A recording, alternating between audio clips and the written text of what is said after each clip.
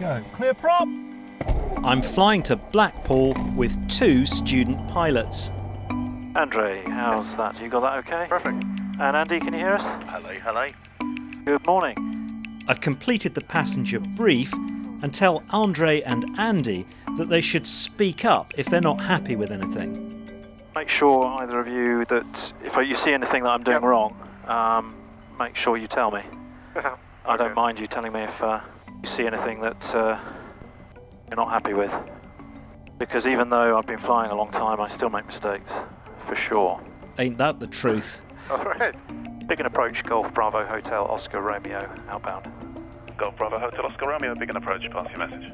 Getting the weight and balance right today is really critical. The empty weight of the aircraft is 1,574 pounds. Between us we weigh 580 pounds. Our cameras, bags, iPad and so on weigh 40 pounds. That all totals 2,194.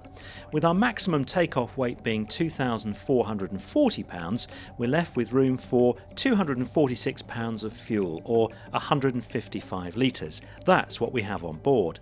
Now that's plenty for the journey up because we have a tailwind, but it's the minimum we'd need for the return leg because of strong headwinds coming back. I'm going to have a longer takeoff roll than normal. Because of the weight. Because of the weight. The added weight will result in us taking longer to get airborne. I had some performance figures here. 0 flap, 937. Well, you could put some flap in, I suppose. Get us off a bit earlier. I'm probably putting some flap. See how that works out in a moment. We'll try and stay on the ground as long as we can. I just don't want to get up and then start stalling. I'll be honest, I don't think we want you to either. Golf Oscar Romeo, right turn out, runway 21, clear for takeoff, wind 090 degrees, 10 knots. Right turn out, clear for takeoff, 21, Golf Oscar Romeo. Clear on approach. Alright, here we go then, folks. Castle 12 with QNH 1002 now, ready for departure, sir. Castle 12, squawk 7047, ground back. Slow to go, eh? Runway. Immediately we notice the impact of our weight on performance. Right, airspeed's coming alive, really long takeoff roll. 50 knots. T's and P's are in the green. It really wants to go. Castle 12, new QNH. 65, let's go. 1002, thanks, Castle 12.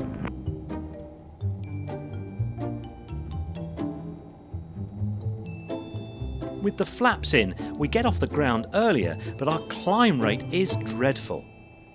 Try and speed up a bit. Oh wow, that's a great view off the end of the runway.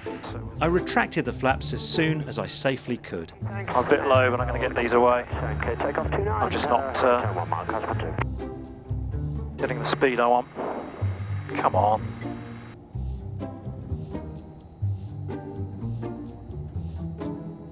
It's really naff, isn't it, on the climb? Yeah. Speed and climb rate improved, but now distracted by this issue, I have a bit of a brain fart, getting confused where I'm heading. Where am I going?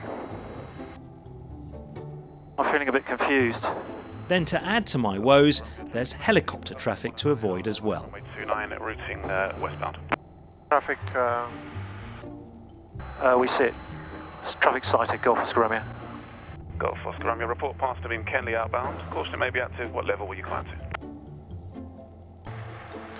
Climbing to altitude 2,300 feet, will report Kenley outbound, Golf Oscar Romeo. Castle 12, you visual with that Cherokee? Yeah, low down on my left-hand side and keep an eye on him. Thanks, Castle 12. I halt the climb to avoid the helicopter passing higher and slightly to my right. I don't want to climb up into it, so... road rush, yeah. And Castle 12, well clear of the Cherokee now, and just to the west of Addington. We're back on the right course, and I'm using my passengers to confirm the helicopter is well clear. Can you have a look out for him? Yep. Biggin approach, Yeah, Golf Oscar Papa Delta. Is he behind us? Yeah. All okay. All okay, yeah. Roger. No factor. I got a slight loss of situational awareness there. Yeah, well done. I just... Well, I don't think so. I thought, which way am I heading? For basic service, QNH 1002, squawk. So what did I learn? I knew I was heavy, I'd calculated the correct takeoff distances and knew I would depart safely.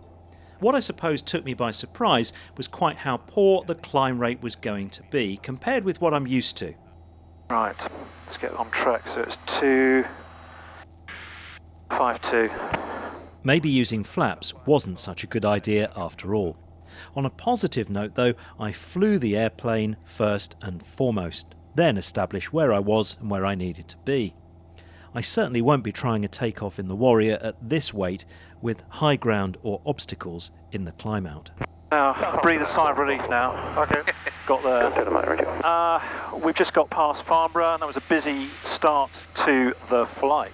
So I have some honorary guests on board. Can you report before you climb in? We have Andre, who's a private pilot student private pilot. 3,300 And we have Andy, who also occasionally is a private pilot student. Started, stopped. Yeah? About right. And I put a shout out on Facebook because I was going to go to the fly-in at Blackpool. I wanted to see if anybody wanted to come along. And these two fools agreed to come with me. Tell me about you, Andre. Tell our viewers who you are, and the mic's on you. Who are you? What are you doing? Where are you training? What are you flying? Right, so I'm Andre. I'm currently flying from Stapleford. Started flying last January. Close to my exam now, or like skill test, how people say here. I'm a software engineer at Facebook, and yeah, that's pretty much all day on a laptop. Maybe during the night, maybe during the weekend. It depends. Yeah. So Andy, tell me about you. So we've known each other for a while now, John, haven't we? We have. John works for the BBC. I also used to work for the BBC, doing broadcast engineering things. So I moved about 4.5 years ago. So I now work for Sky. After hey, we put you up. We put you up on the satellite. Look after all the compression and multiplex. Radar November 88.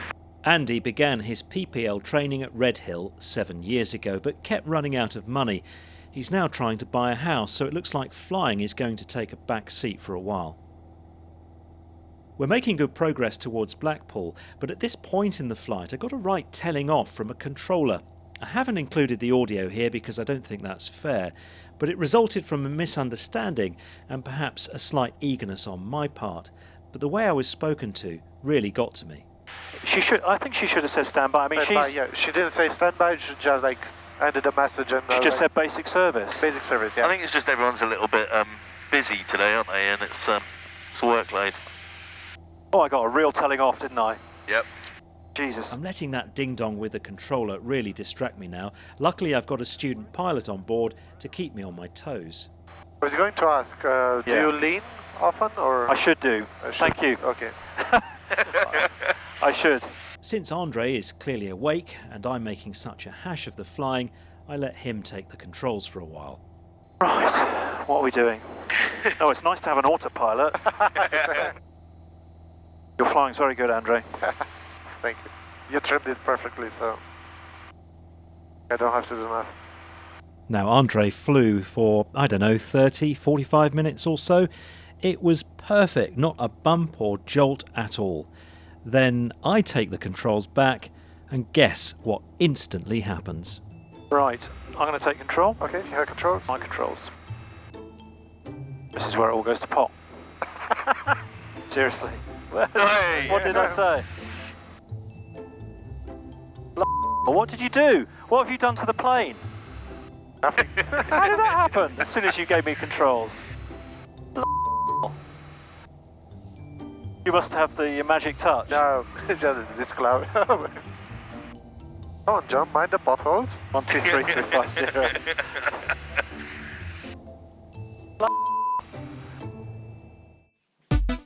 Still to come, I get a surprise from the staff in Hangar 3, and the weather on our return journey takes a turn for the worse. We routed directly overhead Harden Aerodrome, then made a left turn along the River Dee, staying outside Liverpool's controlled airspace. We stayed out of Woodvale's ATZ2, then approached Blackpool. Blackpool approach, Golf Bravo, Hotel Oscar Romeo inbound. As part of the fly-in, they had a spot landing competition, but I honestly really wasn't sure where they wanted me to touch down. Oh, he's going to do us on the numbers, isn't he? That's what he's judging us on.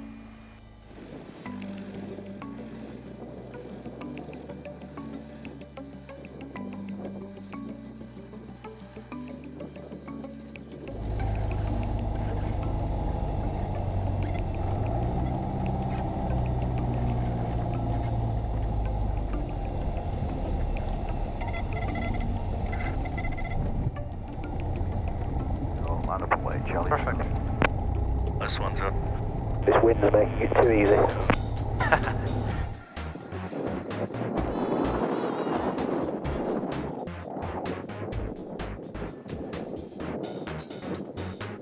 Right.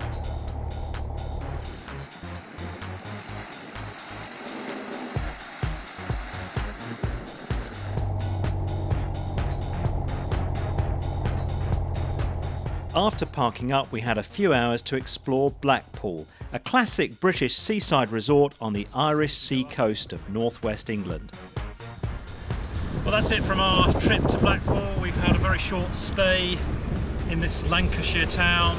But as we were preparing to depart again, the organisers of the fly-in had a surprise for me. I'd like to present you with the spot landing at Blackpool's ever first fish and chip flying.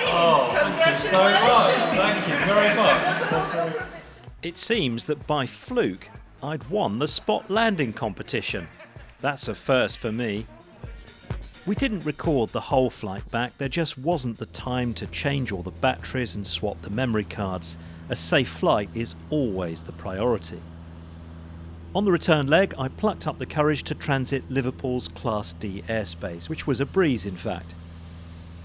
But just south of Sleip Aerodrome, we encountered rain and IMC conditions, which lasted about an hour. It was the first time Andy and Andre had experienced it. They admitted to feeling quite uneasy, but I found the return flight easier than the outbound leg. Top marks to Birmingham Radar too. They don't provide a lower airspace radar service as a rule, and we were miles away from them, but we asked for a service given the conditions we were flying in, and they were happy to oblige. I'll leave you with the cockpit view of our landing back at Biggin Hill. Thanks to Blackpool Airport and Hangar 3 for organising the fly-in. Mark Davis provided the exterior shots of Oscar Romeo landing and taxiing. And a big thank you for watching. Spread the word about the channel if you can, and I'll see you again soon. Bye for now.